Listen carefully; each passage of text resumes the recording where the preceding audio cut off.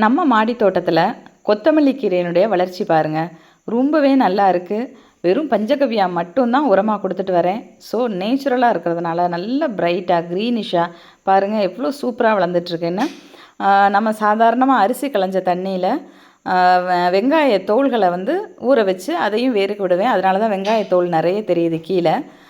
நம்ம இதை வேரோடையும் எடுத்துக்கலாம், கொஞ்சம் கட் பண்ணியும் எடுத்துக்கலாம். நான் மேக்ஸிமம் வேரோடு தான் எடுத்துருவேன். 1, 2 ரொம்ப ஹார்டாக இருந்தால் கட் பண்ணி எடுக்கும்போது திரும்ப மறுபடியும் துளிர்த்து வரும். அதுக்காகத்தான் விதைகள் மூலமாக தான் இது வளர்த்தது. ரொம்பவே நல்லா வளர்ந்துட்டு வருது.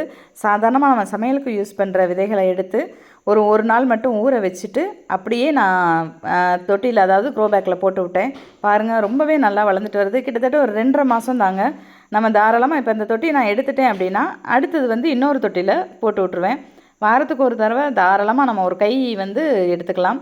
அப்பப்போ நம்ம சாம்பாருக்கோ இல்லை ஒரு துவையல் அரைக்கவோ இதை எடுத்து யூஸ் பண்ணும்போது நம்ம வீட்டு தோட்டத்தில் விளைஞ்ச இந்த கீரையை வச்சு சமைக்கும் போது அது ஒரு தனி ருசி. அதே நேரத்தில் வாசனையும் அவ்வளோ ஒரு அருமையான வாசனைங்க. நீங்களும் இதே மாதிரியே வளர்த்து பாருங்கள்.